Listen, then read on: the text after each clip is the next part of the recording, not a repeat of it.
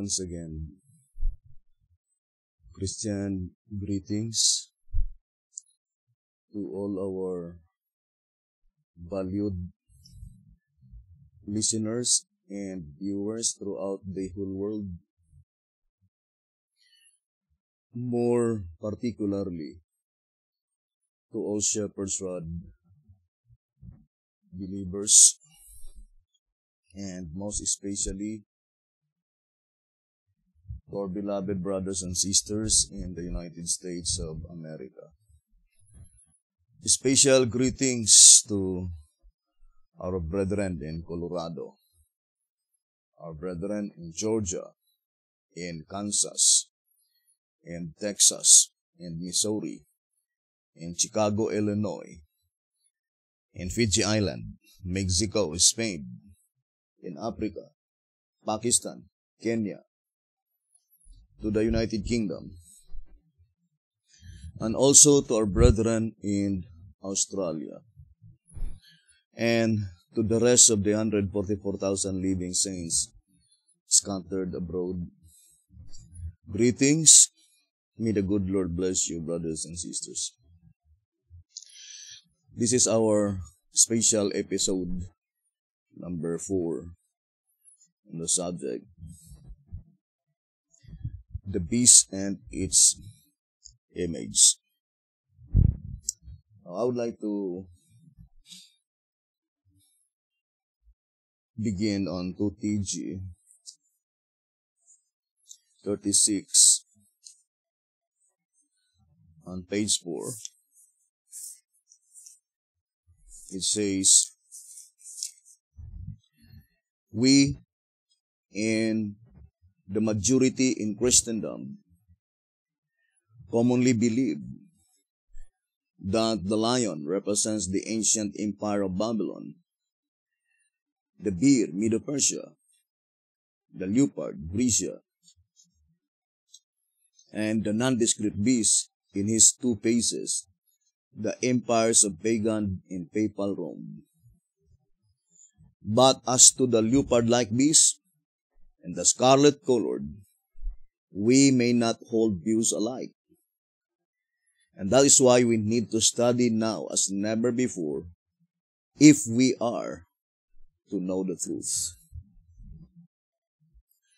2TG number 36 on page 4. So, the voice of inspiration is pointing to the leopard-like beast and the scarlet-colored beast. And we already read in tract number 3 that to be a part of that beast in the book of Daniel as well as in the book of Revelation, then we will be among those people who will perish in their sins. Tract number 3, page 15, saying, just as the beasts of Daniel 7 are symbolical of all the kingdoms which will perish in their sins. So, we know beasts represent system and also represent the world. Here in 2TG number 36 on page 6, it says, the beast, as do all other symbolical beasts we have seen, represents the world. 2TG number 36, page 6. So the beast represents the world. So, what world represented by the beast? So it's easy to understand that the statement in 2SR, page 86, that the beast represents system, and the two-horned beast, having only two horns, denotes a local system, saying, as they are absent from the beast of Revelation 13, verse 11 to 18, it verifies the fact that the two-horned beast denotes a local system. But the beast having 10 horns, it indicates universal system. 2SR, page 86. Now, I would like to re-emphasize again, brothers and sisters, that the beast revelation cometh from God. And this is the chosen medium of God to uncover the traps of the devil, according to SR page 10. In that paragraph, saying the enemy has succeeded in confusing the written word of God, God chose two mediums to uncover the traps of the devil, and at the same time to reveal the entire truth of the plan of redemption. That is symbolical prophecy and typological prophecy. And we repeated several times that Daniel chapter 2, which is called by the sharpers of the great image, that is symbolical prophecy. But Daniel chapter 3, which is the golden image, that is called typological prophecy. Now,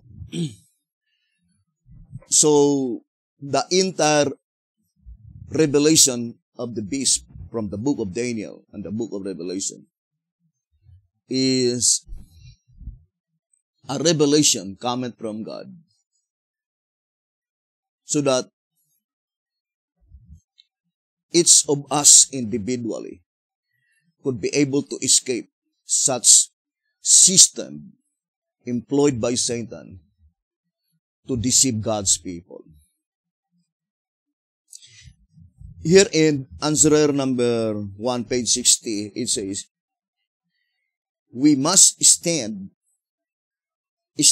against the most ingenious spatial trap ever set by the evil one. But how shall we do so if we know not what it is and where it is? So in order for us to stand against the most ingenious spatial trap ever set by the evil one, we need to know what it is and where it is. Answerer number 1, page 60. I love so much this statement in track number 15. On page 76, saying, no inspiration would not thus confuse its terms and still expect us to comprehend its teachings, to know how to interpret its symbols, and when to expect the actual events to take place. So I would like to read again. No, inspiration would not thus confuse its terms. For example, Daniel 2. The term used by inspiration is great image. Daniel chapter 3. The term used by inspiration is the golden image. Because inspiration would not thus confuse its terms. and still expect us to comprehend its teachings, to know how to interpret its symbols, and when to expect the actual events to take place. So, God is a God of order, not the author of confusion. Here in 2SR, on page 9, it says here, page 10, 2SR page 10. I would like to begin in page 9. This prophetic call is based on the prophecies of Daniel. It is concerning the 11th hour call. Now, I would like to go to the upper portion. It says, proving to be the 11th hour call, the last, and at the right time. The fact that this wonderful revelation of the scriptures cannot be contradicted proves the message correct and its inspiration true. This prophetic call is based on the prophecies of Daniel and its explanation made clear by the book of Revelation. Thus, it is symbolically explained. These prophetic symbols of beasts, wings, horns, heads, crowns, etc., prove to be most perfect symbols in revealing the truth represented by them. And when correctly applied, it is certain that their meaning cannot be misconstrued. 2SR page 10. I also remember the statement in 2SR page 194. It says, unless the meaning of every symbol is fittingly explained so that it cannot be contradicted, and a present truth lesson with special significance derived, the interpretation cannot be dependable, and there can be no truth in it. God does not make vain repetitions, neither would he waste the time of his servants to write them. Therefore, every little symbol has its meaning and reveals a great truth. Every little symbol, there must be an absolute meaning and reveals a great truth. I would like to read 2SR page 41.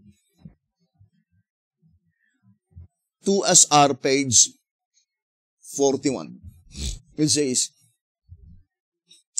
God having knowledge of the present deceptive denial of his holy word, and it is even more definitely applied in the days in which we are living. God having knowledge of the present deceptive denial of his holy word has devised a prophetic blueprint in symbols of beasts, wings, ribs, horns, heads, crowns, etc. Remember the statement in 2SR 194. Every little symbol has its meaning and reveals a great truth. So the statement says that God has devised a prophetic blueprint. I remember the statement in symbolic code. In 11 symbolic code number 6, page 19, saying that God gave to the 11th hour servants accurate and reliable blueprint. So here it says, brothers and sisters, that God already foresaw in advance of the present deceptive denial of His holy word. Therefore, God devised a prophetic blueprint in symbols of beast. So, through the symbolization of the beast, we can completely disarm the enemy of souls, as stated in 1SR Pocket Edition on page 73. Completely disarming the enemy.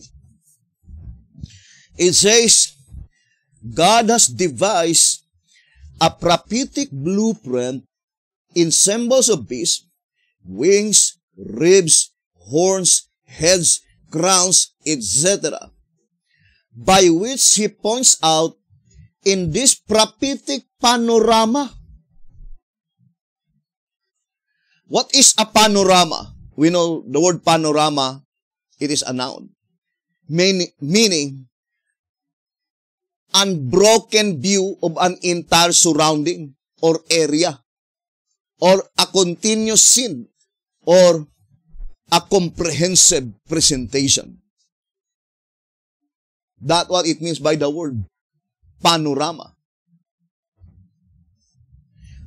So it says here that God points out in this prophetic panorama the facts with a force that should humiliate men and show them their utter ignorance and lack of wisdom. 2SR page 41. Now, at this time, let us focus first to the wounded head of the nondescript beast. The head that had been wounded by Martin Luther. I think I will no longer read. But for the benefits to those who are listening, I would like just to read one passage, but there are in abundance of proofs. It says, 2SR page 96, had not the papacy received the deadly wound by Luther, the Pope could not have been put into prison by the French general. For before the pontifical authority received Luther's sword, the Pope reigned supreme. So, what had been wounded by Martin Luther? The papacy. We need to ever remember that the papacy is a system. Now, I would like to read one symbolic code. Number 4, page 7. One symbolic code. Number 4, page 7. The papal face of the nondescript beast is represented by a symbol composed of two elements, horn and head. So, the papacy is composed of two elements, horn and head. The horn part depicts a civil power, and the head part, a religious system, the papacy. So, papacy, it is a system combined system of horn head. And the horn represents the civil. And the head represents religious system. And that is the combination of the term, the papacy.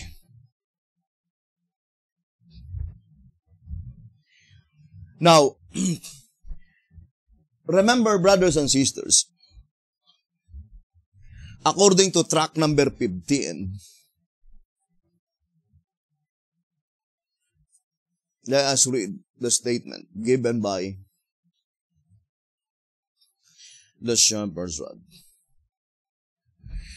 Tract number 15,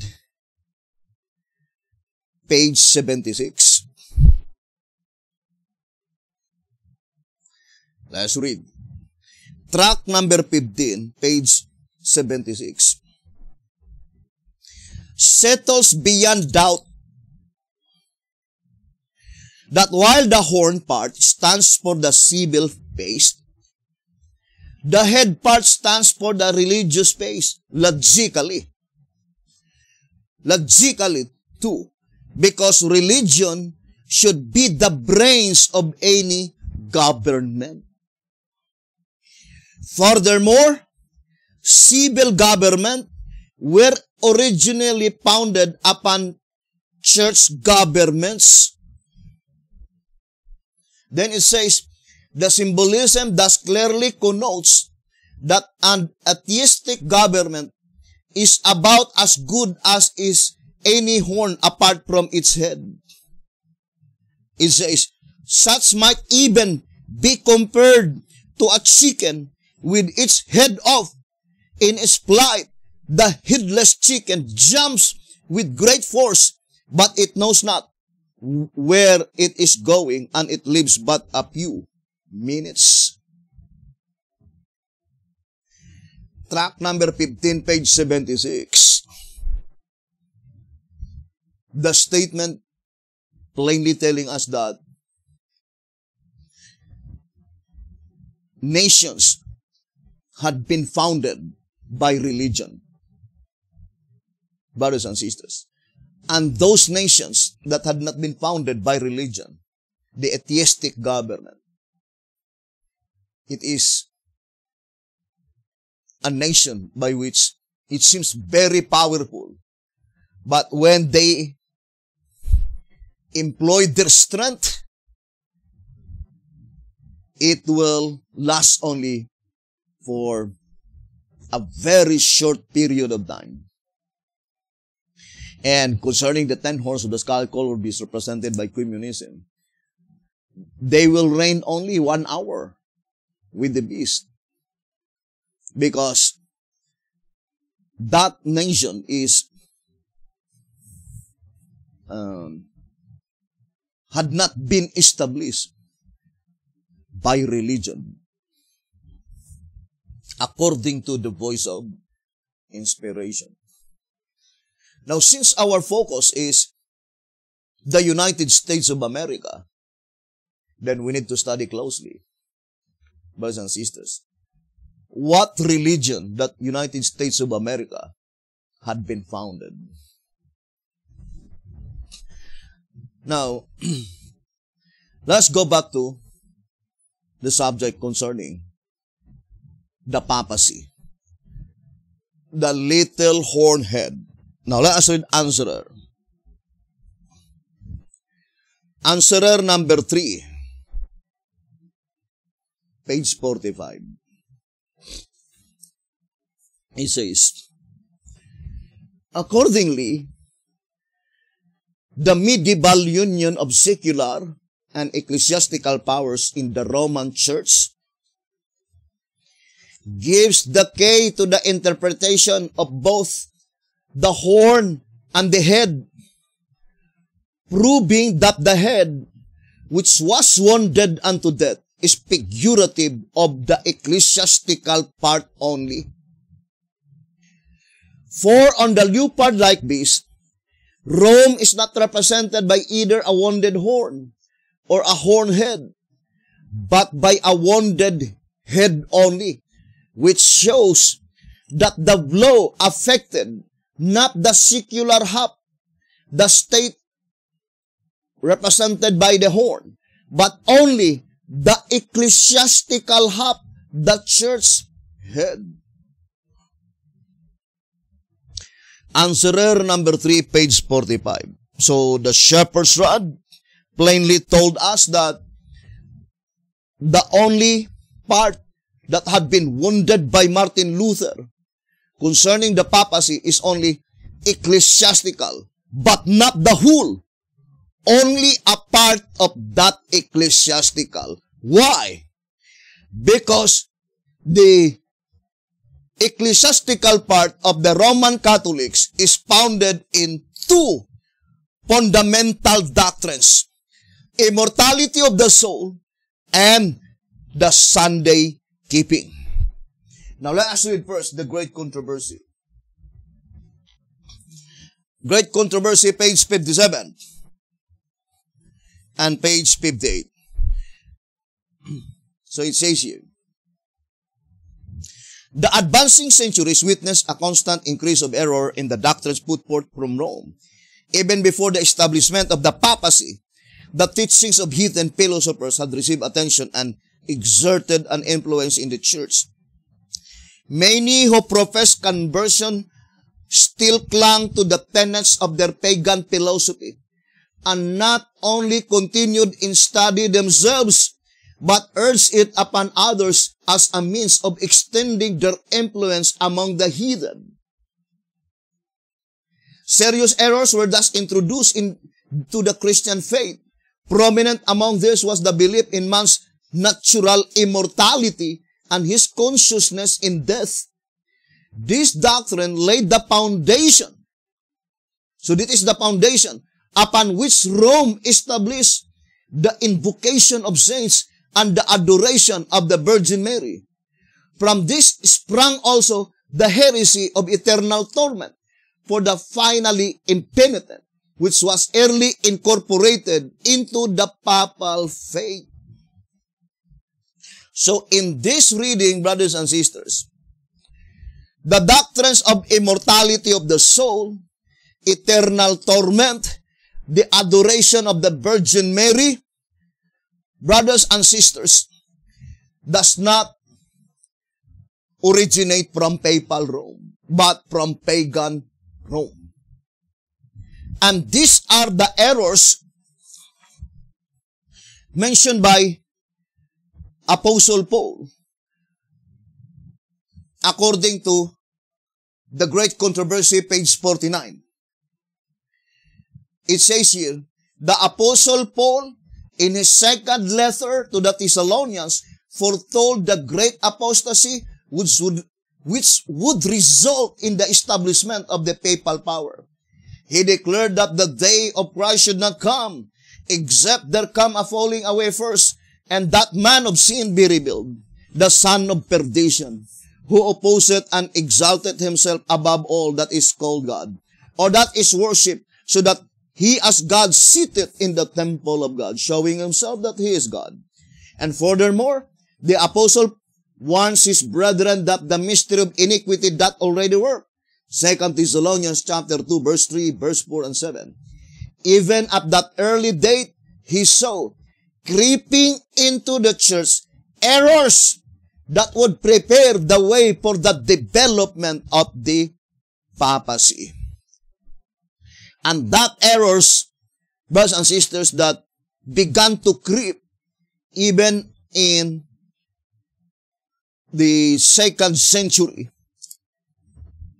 before the establishment of the papacy, and that is the immortality of the soul, eternal torment, as well as the adoration of Virgin Mary. And it was incorporated as one of the foundation of the Roman Catholic Church.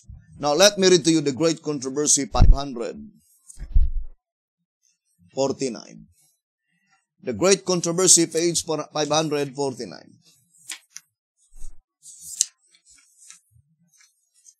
It says, The Great Controversy, 548 and 549. The theory of the immortality of the soul was one of those false doctrines that Rome, borrowing from paganism. So, immortality of the soul originated from the first stage of the nondescript beast, pagan Rome, not from papal Rome. It was only borrowed from paganism, incorporated into the religion of Christendom. Martin Luther classed it with the monstrous fables that form part of the Roman dunghill of decretals. It says, commenting on the words of Solomon in Ecclesiastes, that the dead know not anything, the Reformer says, another place proving that the dead have no feeling. There is, said he, no duty, no science, no knowledge, no wisdom there. Solomon judged that the dead are asleep and feel nothing at all, for the dead lie there, accounting neither days nor years. But when they are awake, they shall seem to have sleep scarce 1 minute. Martin Luther, Exposition of Solomon's Books, called Ecclesiastes, page 152. So this reading, brothers and sisters, completely shows that the statement given by the shepherd's rod on answerer number 3, page 45, that only half of the ecclesiastical that had been wounded by Martin Luther, that is pointing to the doctrine's immortality of the soul, by which in reality it was borrowed only by the papacy from paganism. So, the doctrines which originated from the papacy is Sunday observance, by which there is no possibility that Martin Luther had been able to warn that foundation of the papacy as her authority, because Martin Luther is also a Sunday keeper. Martin Luther, he has no knowledge concerning the 4th commandment, which is the Sabbath observance. Now, I would like to read the Great Controversy, 447 and 448. So let us read, brothers and sisters, in the Great Controversy. So it says here,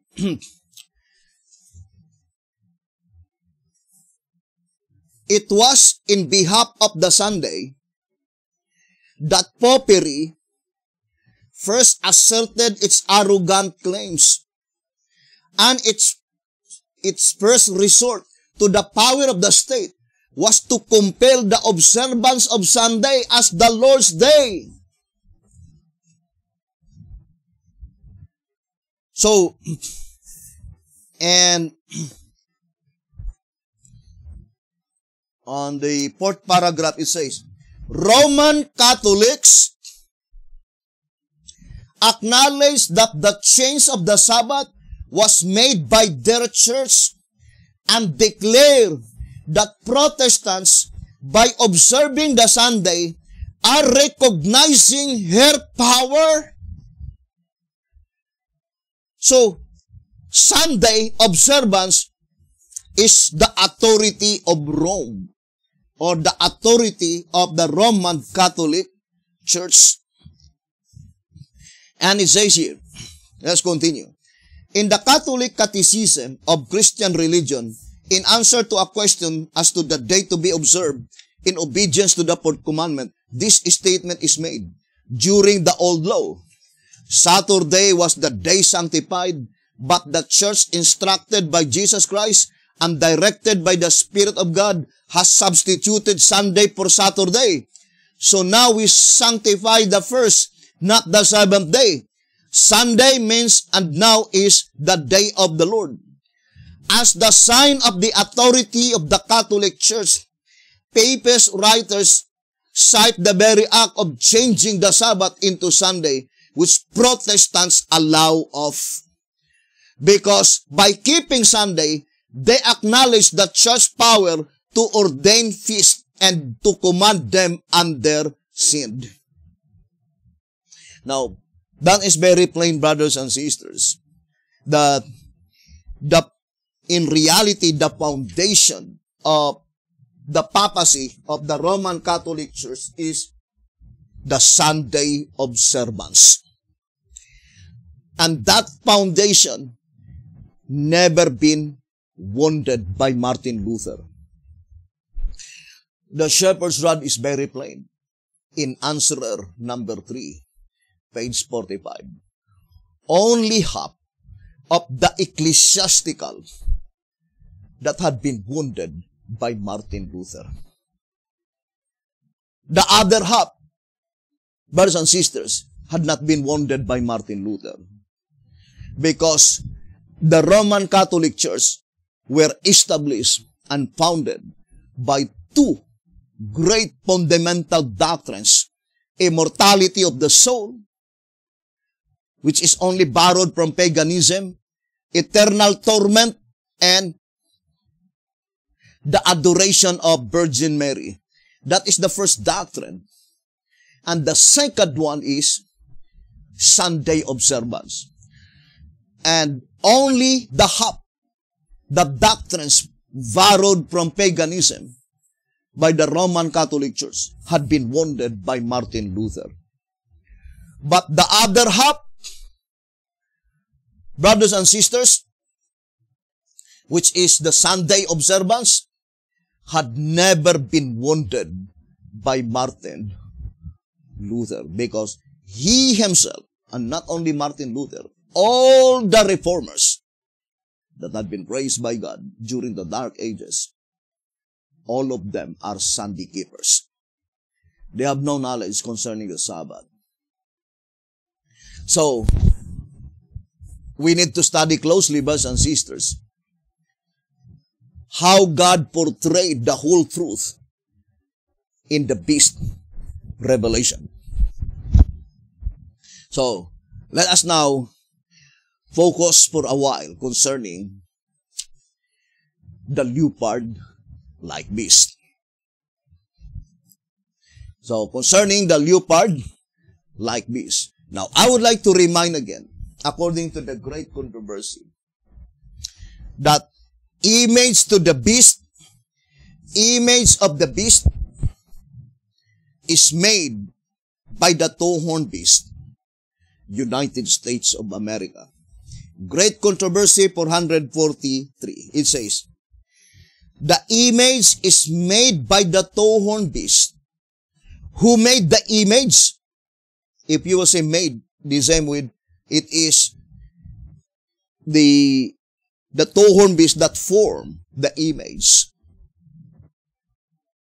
The image is made by the two-horned beast and is an image to the beast. It is also called an image of the beast. Then it says, then to learn what the image is like and how it is to be formed, we must study the characteristics of the beast itself, the papacy. So in order for us to understand what the image is like, or what the image to the beast is like, what the image of the beast is like, and how it is to be formed, and what image to be formed, we must study the characteristics of the beast itself, the papacy. What is the papacy? System. It is a system, brothers and sisters. System of what? Civil and religious system. Horn head combined as one, brothers and sisters. So, let us read the statement given by the voice of inspiration. I would like to read the Old Symbolic Code. I would like to read first track number 12, page 26.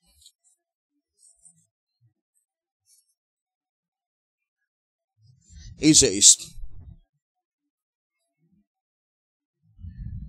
track number 12 on page 26. So it says here, having only two horns, not 10, the beast therefore depicts a local, not a universal government. Nevertheless, he will influence. Of course, the statement, he will influence. Everybody knew that both civil and religious system that originate in the United States of America, very influential. It says, nevertheless, he will influence all Christendom to make an image to the beast, which had the wound by a sword and did live.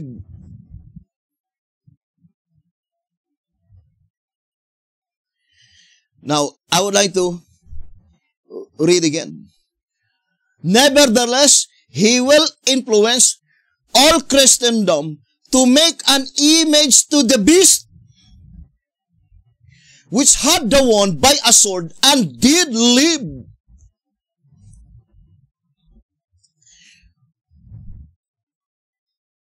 He will influence the world, what? To make the beast, or to make image to the beast. The statement is very plain. He will influence, brothers and sisters, all Christendom to make an image to the beast, which had the wound by a sword and did live. Now let us read again. Story of Redemption, page 381.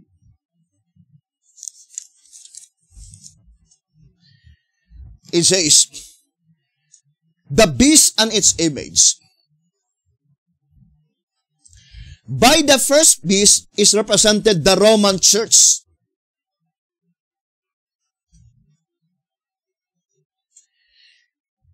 Of course, Sister White is pointing, brothers and sisters, to the little horn head as the beast that ascend in the bottomless pit in Revelation 11, verse 7 and 8. By this first beast is represented the Roman Church, and ecclesiastical body clothed with civil power. What is the civil power of the Pope? Represented by the horn. And that's why it says, horn head. Little horn head. So that head represents the religious body, but clothed with civil power. By this first beast is represented the Roman Church, and ecclesiastical body clothed with civil power, having authority to punish all dissenters. The image to the beast represents another religious body clothed with similar powers. What is image to the beast? Another religious body. So it is not the Roman Catholic Church. What had been wounded by Martin Luther? The Roman Catholic Church. But does the entire horn head wounded by Martin Luther? No. The absolute answer is no. Only half of the ecclesiastical. The horn had not been wounded by Martin Luther. The head had been wounded by Martin Luther, but only half.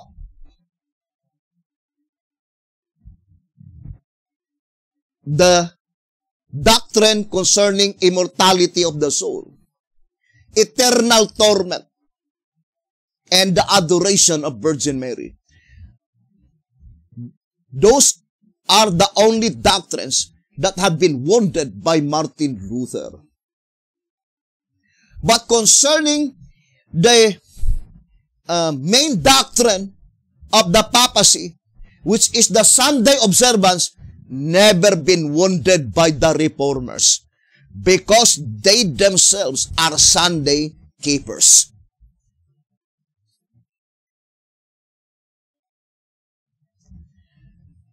Now, I would like to read another statement.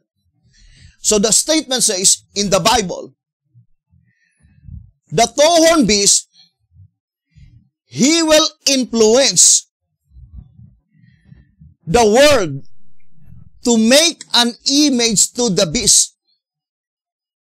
What is the image to the beast? Another religious body.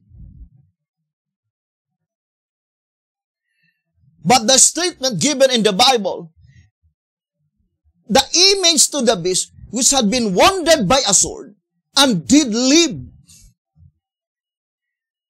it could not be Martin Luther had been able to wound the image to the beast.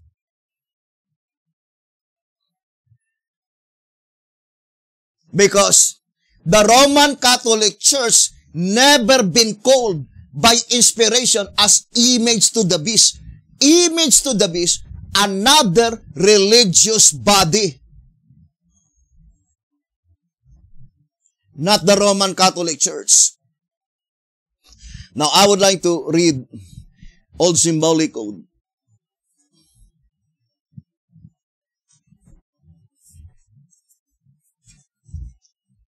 Old Symbolic Code. One Symbolic Code, number 4, page 7. One Symbolic Code, number 4, page 7. It says, thus the papal broken rock, being cemented together by the two-horned beast. Who will cement it? The two-horned beast. Let's read again. One Symbolic Code, number 4, page 7. Thus the papal broken rock, being cemented together by the two-horned beast, Revelation 13:14, is the formation of the image to the leopard-like beast. So what is the image to the beast? The image to the beast. What beast? Leopard-like beast.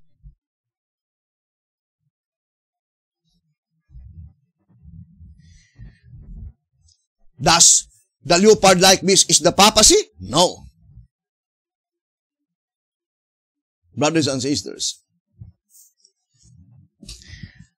I would like to read the upper portion and go back to this statement. It says, the nondescript beast in its first stage is a representation of the world during the reign of Imperial Rome. And its second stage depicts the papal despotism. Though this beast, by the little horn, represented the papacy, he also prophetically represented the nations of today. Hence, the beast as a whole is not the papacy. So the nondescript beast as a whole is not the papacy, but the world with its civil and religious systems. The same condition exists with the leopard-like beast, for it also has 10 horns, the civil governments, and 7 heads, the religious systems, the world. The papal face of the nondescript beast is represented by a symbol composed of 2 elements, horn and head. The horn part depicts a civil power and the head part a religious system, the papacy. So when we talk about the papacy, it is composed of two elements, horn and head. That is the papacy. The entire papacy have not been wounded by Martin Luther. Only the head part, but only half of the head part, only half of the ecclesiastical part. And that's why the great controversy says, if you want to learn what the image, let's go back again to the reading in the great controversy 443. But what is the image to the beast? And how is it to be formed? The image is made by the two-horned beast. So if the question is, who made the image of the beast? Who made the image to the beast? It is made by the two-horned beast, pointing to the United States of America. But the only question is, what is the image to the beast? We already answered. The image to the beast is another religious body clothed with civil power. A story of redemption 381. So the image to the beast is not the Roman Catholic Church.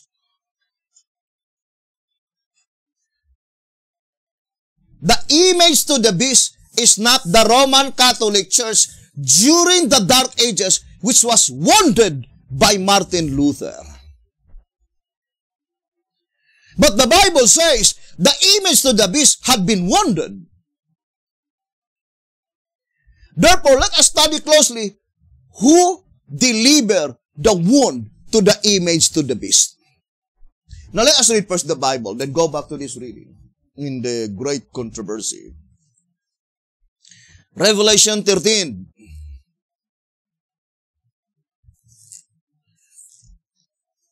Revelation chapter 13. It says, verse 14. Revelation 13 verse 14.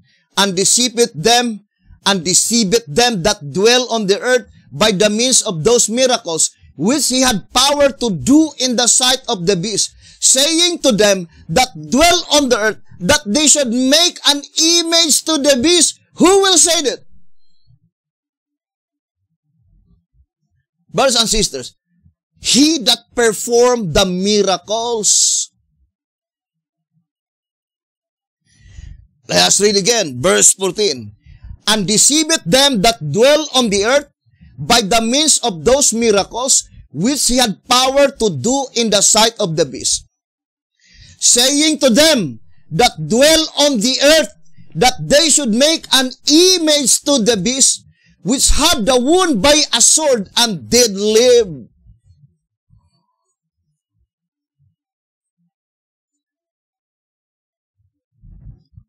Who is he that performed the miracles? Brothers and sisters, the post-prophet. It is the post-prophet that performed miracles. And this post-prophet, he will be the one, brothers and sisters, to influence all of them that dwell in the United States of America, because earth represents United States of America, that they should make an image to the beast. What is image to the beast? Religious system. And it says, which had the wound by a sword and did live.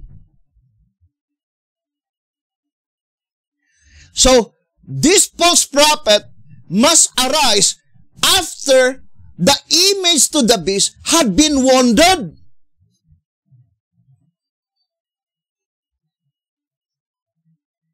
So we need to study closely, when does the image to the beast had been wounded? And it says, they should make an image to the beast which had the wound by a sword and did live. Verse 15, and he had power to give life unto the image of the beast. But verse 15 is not image to the beast. Image of the beast. The pronoun he in verse 15 is not the false prophet, but the president of the United States of America.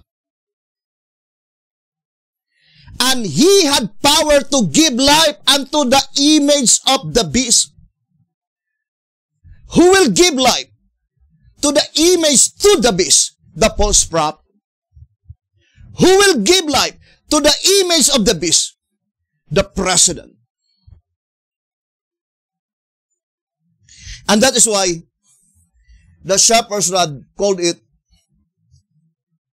let's read track number 12. Track number 12, page 26. The power that is represented by this two-horned beast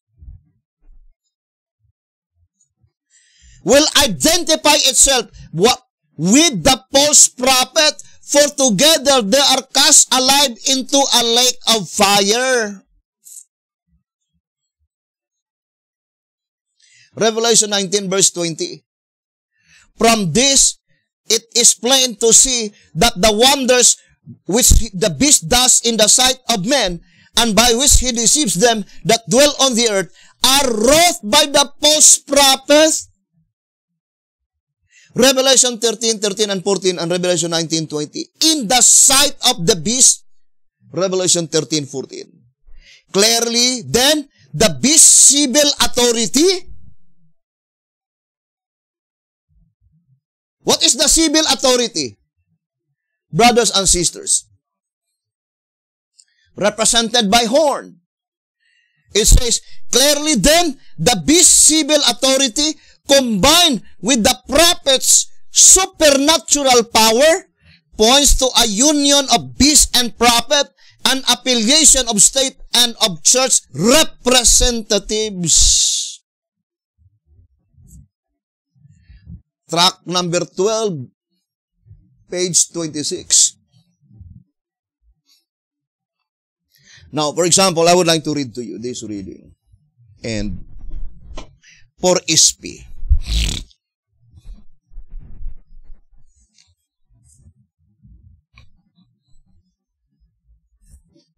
Let's read.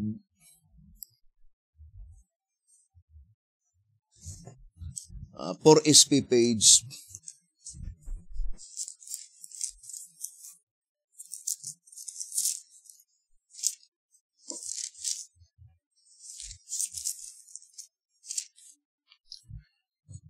502. For SP, page 502, it says, this beast has two horns. This beast has two horns. The civil and the ecclesiastical.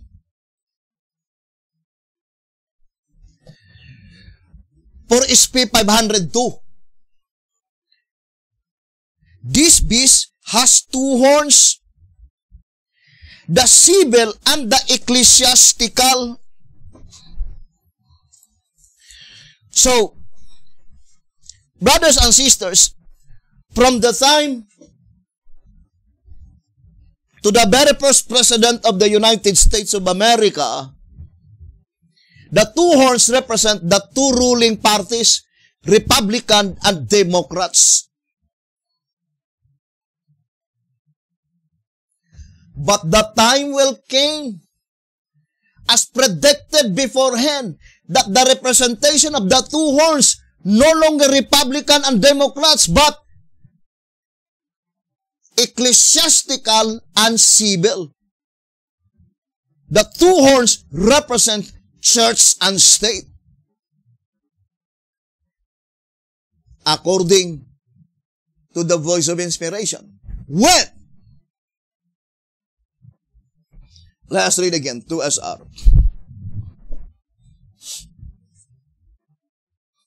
to SR page 151. It says here, the two-horned beast is the only one representing a local religio-political government. What does it mean by religio-political government? That is religion and politics, church and state government. Therefore, of him alone can it be said, it is a man.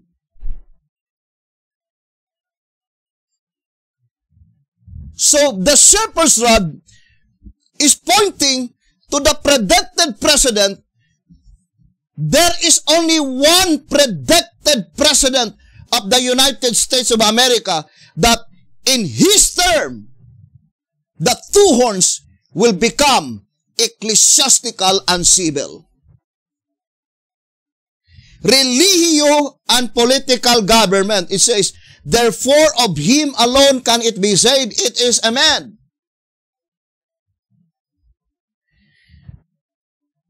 And it is very noticeable, brothers and sisters, in the Bible, because all of the president of the United States of America, all of them are men. But why is it the last president is called, he alone can be called, it is a man? Now, I would like to read again. It says, the two-horned beast is the only one representing a local religio-political government. Therefore, of him alone can it be said, it is a man. Thus, whosoever shall stand at the head of that persecuting power. So the statement, whosoever. Thus, whosoever shall stand at the head of that persecuting power, as described in this chapter and represented by the beast, is the one who shall bear the mystical number 666. The spirit of prophecy also states that the king of the north brought to view in Daniel 11 verse 45 and the two-horned beast of Revelation 13 is the same power, and that it shall bear this mystical number 666. So, studying the beast, more particularly to the climactic event when the Constitution of United States of America will be fused together, religious and politics, religio, political government, church and state, is closely connected also to Daniel 11, verse 45.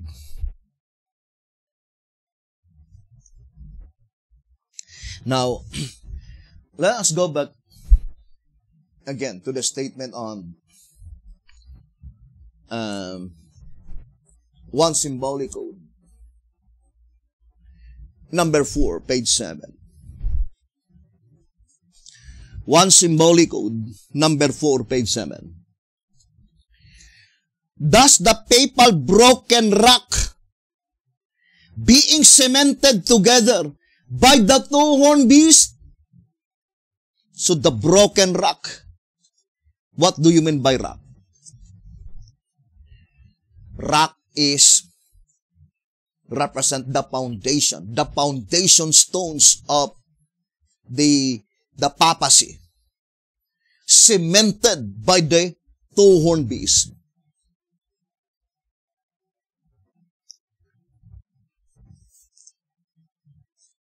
Even in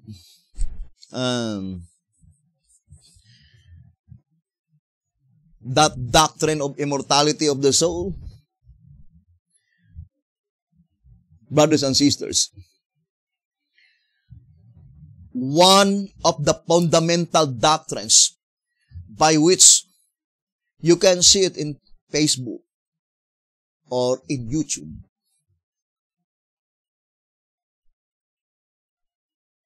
That the evangelical church fully believe that the souls will not die. Now, I would like to read this reading in 1 Symbolic Code number 4, page 7. Thus the papal broken rock being cemented together by the two-horned beast, Revelation 13:14, is the formation of the image to the leopard-like beast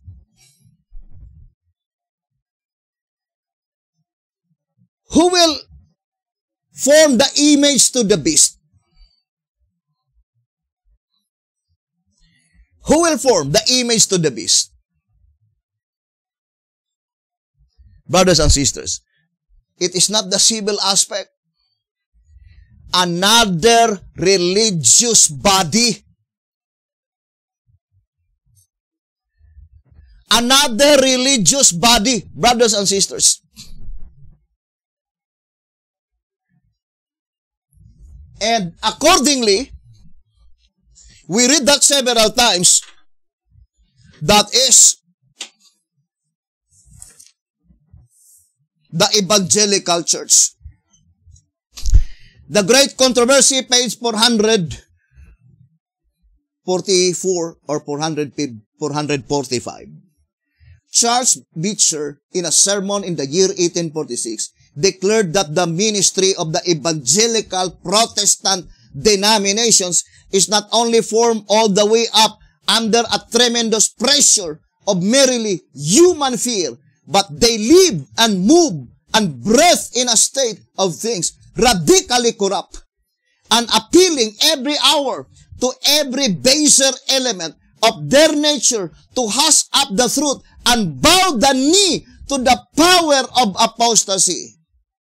Was not this the way things went with Rome? Are we not living her life over again? And what do we see just ahead? Another general council, a world's convention, evangelical alliance, and universal creed. Now, there is no more hindrance for the papacy in the old world and the papacy in the United States of America. What is papacy? System. What is that system? First, religious system. What is the religious system? Brothers and sisters, immortality of the soul and Sunday observance. These two fundamental doctrines, the evangelical church fully believe. They believe that the soul will not die. They also believe Sunday must be the rest day for the Christian. So the voice of inspiration is plainly telling us that it is another religious body. But it must be found in the United States of America. Now let us read again. 1 Symbolic Code number 4, page 7. Thus the papal broken rock being cemented together by the two-horned beast, Revelation 13:14, is the formation of the image to the leopard-like beast in the period when prevailing against the saints of the Most High for 42 months.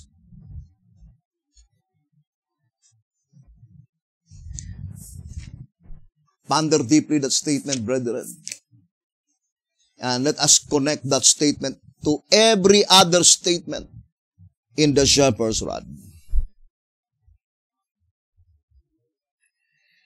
What kind of system? The system employed by the leopard-like beast. Because it says, influence the world to make an image to the leopard-like beast. What is the leopard-like beast then?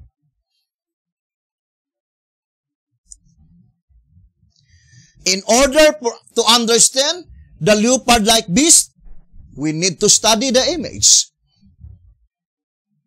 In order to understand the image, we need to study the leopard-like beast.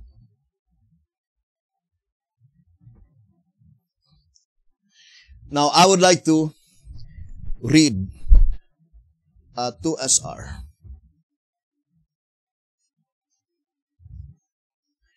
Let's read the statement given by the Shepherd's Rod. 2SR page 113. It says, he has 10 horns and 7 heads. That is the scarlet-colored. He has 10 horns and 7 heads. The same as the leopard-like beast of Revelation 13, verse 1 to 3.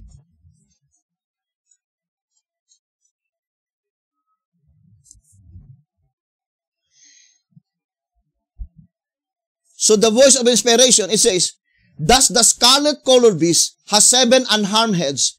The 7 heads represent Christendom as they do on the leopard-like beast. 2SR page 113. So, the scarlet-colored beast and the leopard-like beast is the same. The only difference is that one of the 7 heads of the leopard-like beast was wounded. But the 7 heads of the scarlet-colored beast never been wounded.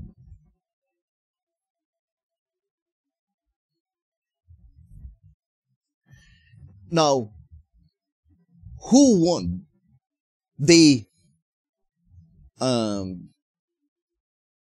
head of the leopard-like beast?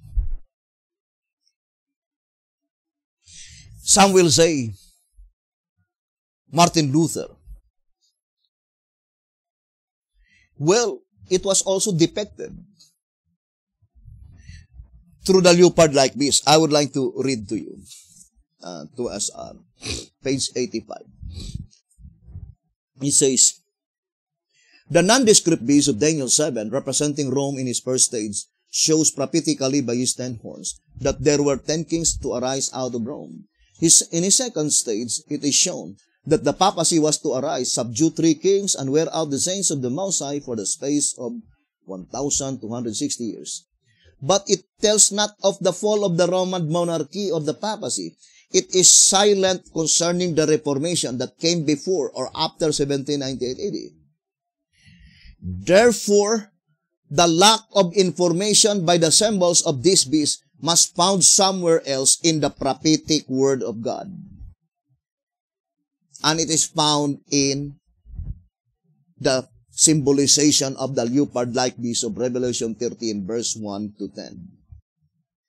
It says, the leopard-like beast of Revelation 13, 1 to 10 is the only symbolical prophecy that tells of the fall of the Roman monarchy, the crowning of the 10 kings, the wound of the papacy, the Reformation, and rise of Protestantism, and the captivity of the Pope.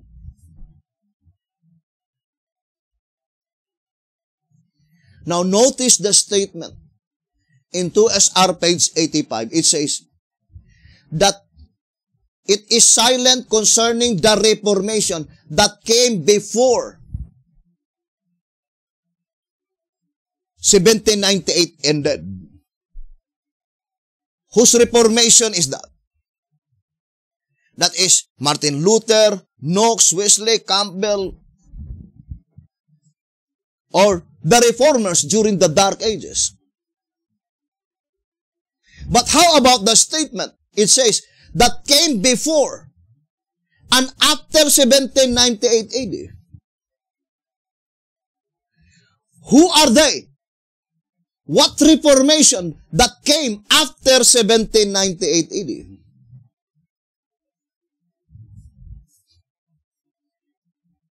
So we need to look at to Ezekiel chapter 4. Brothers and sisters. So the Reformation here is divided into two divisions. The Reformation during the Dark Ages. It says that is from 538 AD to 1798 AD. So that is the Reformation within this period. What is that Reformation? Lutherans, Presbyterian,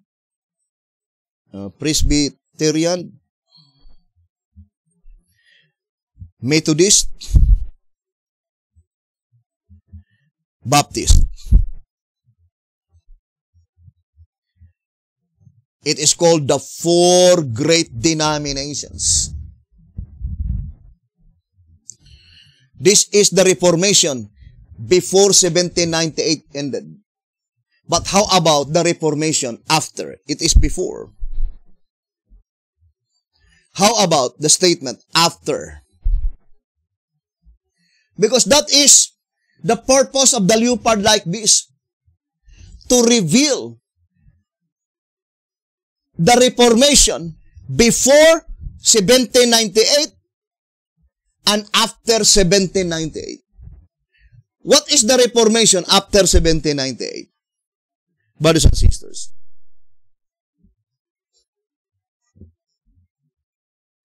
Well, we will put it Millerites, or sometimes called First Day Adventist. The First Day Adventist. And the next one is the Seventh Day Adventist.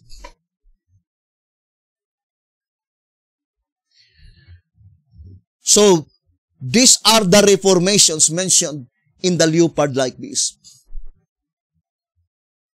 The Reformation before 1798 and the Reformation after 1798.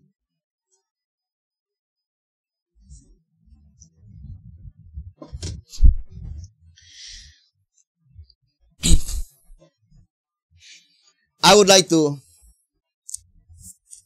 read again to you, brothers and sisters, the statement in 2 SR 112. It says, therefore, if this beast that is pointing to the scarlet-colored beast. So let us read again. Therefore, if this beast represents our world at the present time, would it not be unwise on the part of God if He should have neglected to foresee the present day multiplicity of sects and the great confusion among Christendom, if the symbols by this beast fail to reveal the true condition of the churches? As the nondescript beast tells the fall of the church in the period he represents, so must the scarlet-colored. In fact, this is the principal reason why these prophetic beasts are presented. Now, ponder deeply, brothers and sisters. Babylon, Medo-Persia, and Grecia, these first three beasts are universal empire. According to the Shepherd's Rod, to SR 118, to SR page 41, many passages to prove that Babylon, Medo-Persia, and Grecia, represented by lion, by bear, and the four-headed leopard, these first three beasts are universal empires. But the question, why is it that God did not place 10 horns in the first three beasts? If the representation of the 10 horns is to represent, to indicate universal.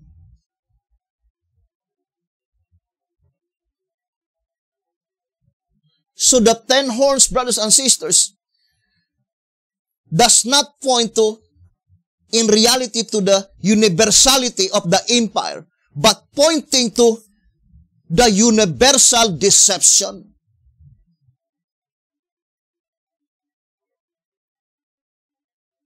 Pointing to the universal deception employed by the devil. And secondly, brothers and sisters, the reason that God placed 10 horns to the nondescript, leopard-like and scarlet-colored, because in these 3 beasts, there are churches that had been fallen. The Jewish church were not fallen in the period of the Babylonian Empire, in the period of the Medo-Persian Empire, in the period of the Grecian Empire. They had been fallen in the period of the nondescript beast, pagan Rome. So the statement here in 2SR page 112, that the principal reason why these last 3 prophetic beasts are presented by God is to tell the fall of the church. That is the statement in 2SR page 112. To tell the fall of the church. Now we have nondescript. First stage, pagan Rome. What church that had been fallen? Jewish church. Second stage, papal Rome. What church that had been fallen? The Ephesus. The first candlestick in Revelation chapter 1. Now, what church that had been fallen in the period of the leopard-like beast?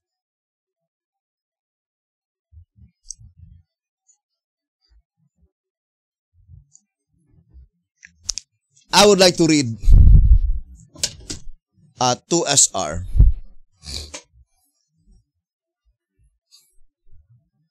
Page 2SR on page 93, it says, 2SR page 93. The fact proves the prophetic word of God correct. And the older the section, the greater the condemnation. Therefore, these churches are represented by the heads.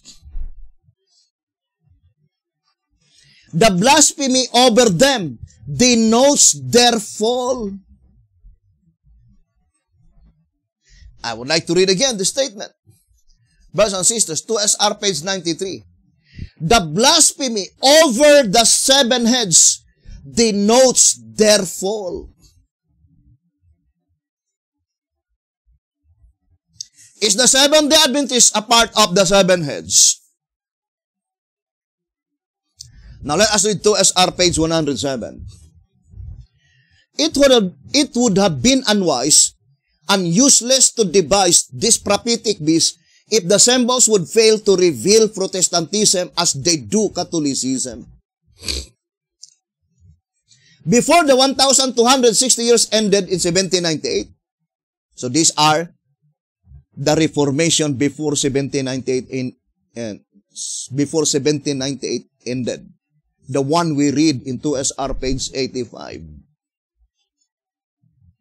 Before the 1,260 years ended in 1798, the 4 Protestant denominations were already in existence, namely Lutheran, Presbyterian, Methodist, and Christian, or the Baptist. But after 1798, so these are the Reformation that God raised after 1798, the First-day Adventists and the Seventh-day Adventists. From 1844 to 1929, completed his 7 heads.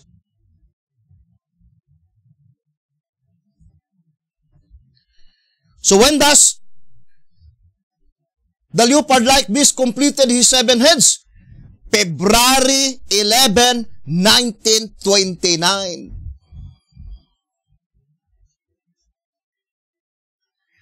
Completed his 7 heads. That is very plain, brothers and sisters. in 1929. What is the statement in the Bible? Revelation,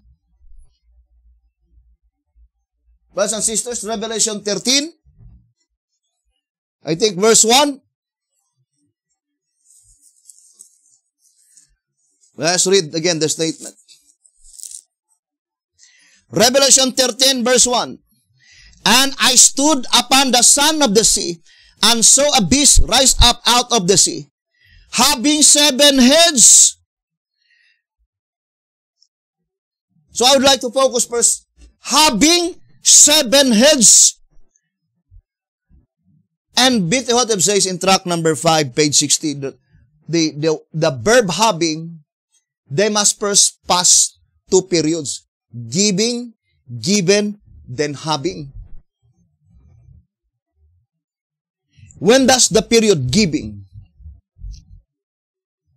Brothers and sisters, the giving period.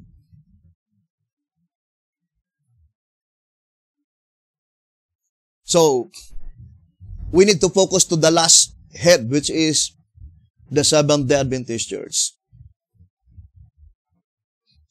Now, I would like to focus first, brethren, and we will go back to that portion,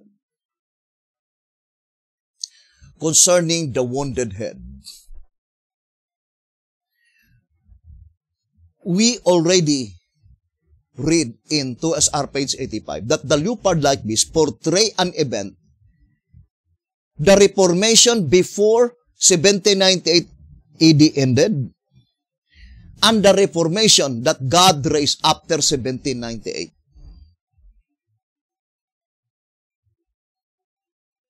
And we will focus to the prominent one. I would like to read first the statement in tract number 8. Tract number 8 on page, let me see,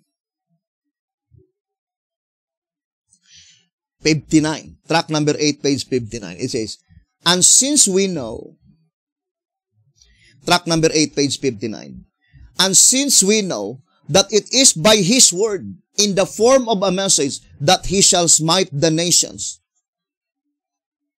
So I would like to read again. It says, and since we know that it is by His word, in the form of a message, that He shall smite the nations. And the smite the nations is also pointing to wound the beast. It says, then obviously the 5 smooth stones represent 5 messages, the last of which is to wound the beast, destroy his image, and free God's people from the fear of the heathen. What will wound the beast?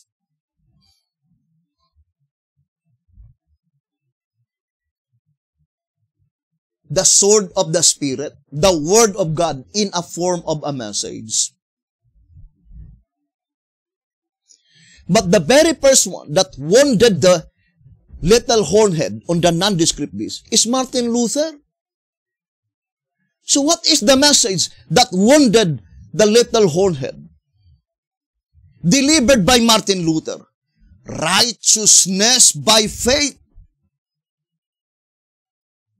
Represented by the wheat, according to 1SR 118.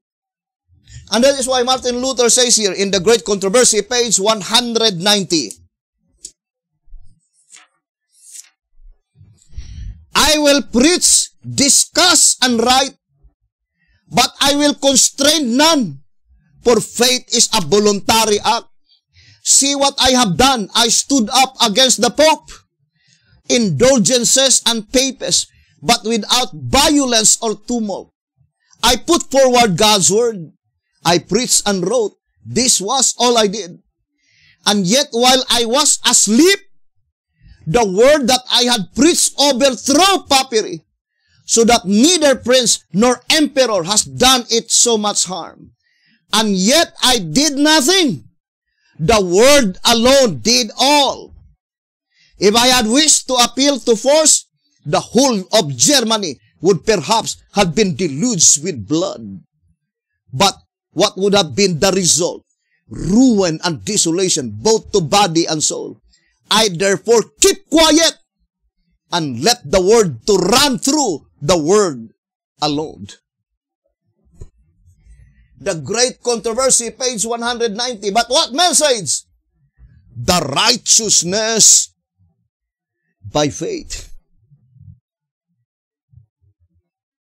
So, we need to study closely, brothers and sisters, the Shepherd's Rod publications. Now, I would like to read 2SR 155. 2SR page 155.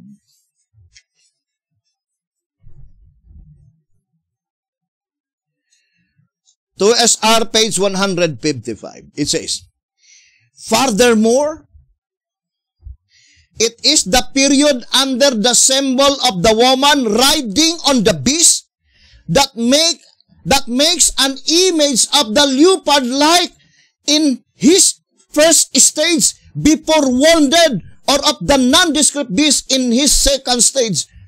For the 1,260-year period was represented by both beasts.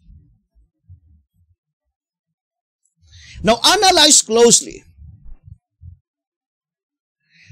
What is the image of the leopard-like beast? What is the image of the leopard-like beast? Scarlet colored. Now, let us read 2SR 113.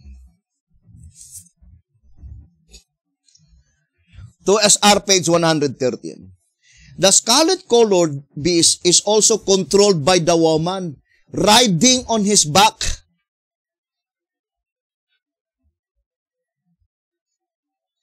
And it says, church and state.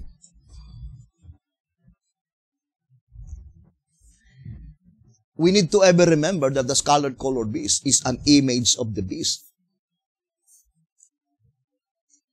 It says here, thus, the scarlet-colored beast is also controlled by the woman riding on his back, church and state. Thus, it denotes that she is the authority or the crown, for she rules the beast. This is one of the reasons why the crowns are absent on this beast. The last is an image of the first, verifying the fact that the scarlet-colored beast represents the image of the beast, period, fulfilling Revelation 13, 12, and 15. What is the scarlet-colored beast? Image of the beast. What is the image of the beast? System. Now, here in one symbolic code number 4, page 7. One symbolic code number 4, page 7. It says, let us read the statement. And the image of the beast, one symbolic code number 4, page 7. And the image of the beast above mentioned is the third, of which the scarlet-colored beast of Revelation 17 is symbolical. So what is the symbolization of the scarlet-colored beast?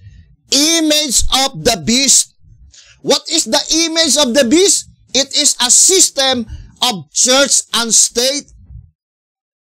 Now let us read the statement in 2 symbolic code 7 and 8, page 12. 2 symbolic code number 7 and 8, page 12. It says, the churches may incompletely confederate almost any time, but the union of church and state, the image of the beast. So what is the image of the beast? Union of church and state. But not all union of church and state is image of the beast. For example, the horned head during the Dark Ages, that was never called image of the beast. Never called image to the beast. Image to the beast is church and state. Image of the beast is church and state. But there is a church and state which is not called image to the beast, and which is not called image of the beast. And the example is the little hornhead during the Dark Ages. But the image of the beast, an image to the beast, it is a church and state union. Who made it? Who formed it? The two-horned beast. Now, let us now establish some important question, brothers and sisters, and ponder deeply.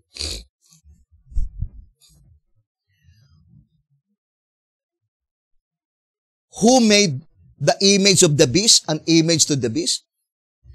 United States of America. There's a statement in the writings of Alonzo Jones. Let us read. I would like to read that reading. Written by Alonzo Jones. It says, the beast was made in the Roman Empire.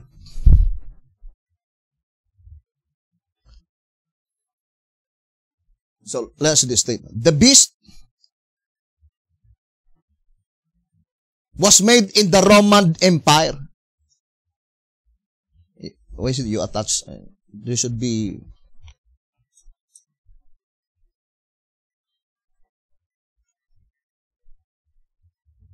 Do not attach to symbolic code. The beast was made in the Roman Empire.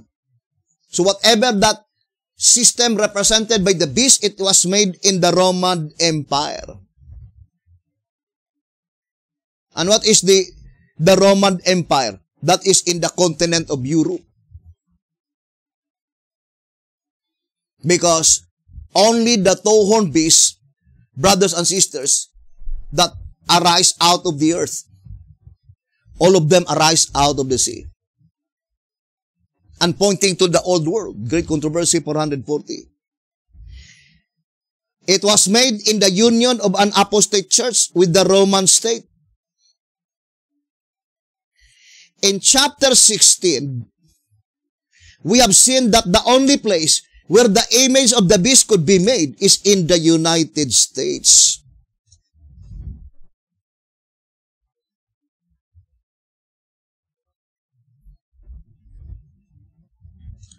It says, and the image of the beast, when made, must be a union of an apostate church with this American state.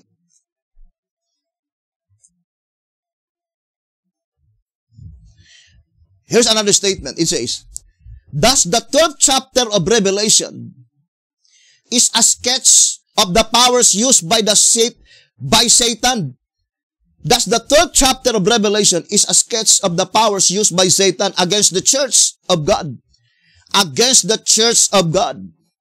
From the first advent of Christ unto his second advent. These powers are three. First, the dragon. What is the dragon? Pointing to the nondescript beast. Although we know that the nondescript beast and the dragon are two different symbolizations, but they run parallel. According to 2SR page 69. The dragon, the beast, and the image of the beast. And these three are pagan Rome, papal Rome, and American Rome.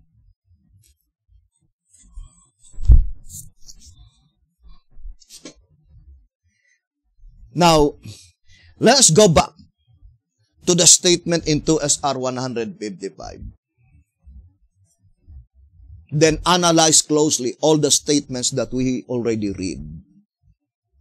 Let's read again the statement.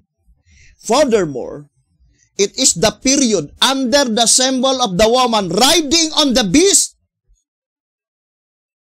The woman is riding on the beast that makes an image of the leopard like.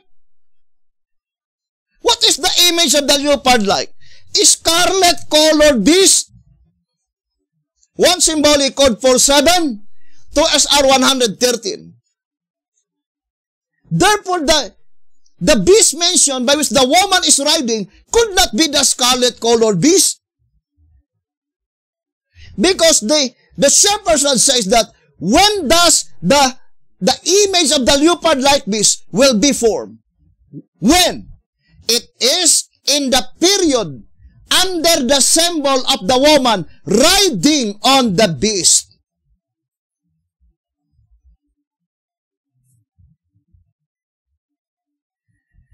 Now, brothers and sisters, I would like to read another statement in 1SR. 1SR. Page 214. 1SR 214. It says, the prophecy of Revelation 13 verse 3, and the world wandered after the beast, reveals a great apostasy. What is Revelation 13 verse 3? Reveals a great apostasy. Do not forget that statement. Great apostasy. Then it says, the biblical number 7 includes everything represented by the heads. What does it mean by includes everything represented by the heads? What is represented by the heads? Religious organizations. Includes everything.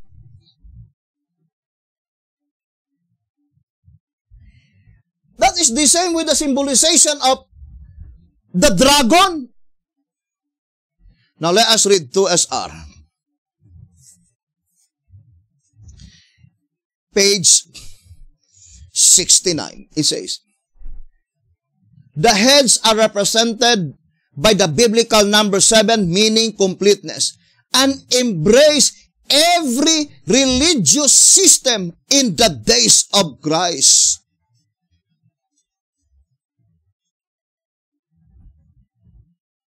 As the dragon represents the devil who controls the heads, the symbol unmistakably denotes a complete apostasy. What does number 7 indicates? Completeness. Indicates all religious systems in the days of Jesus Christ on His first advent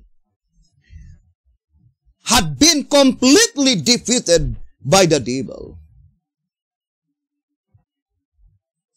What is Revelation 13, verse 3?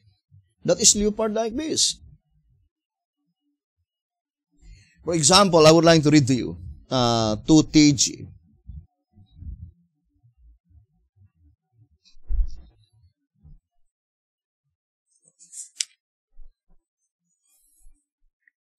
TG number 17. I think pages 5 and 6. 2TG number 17. Page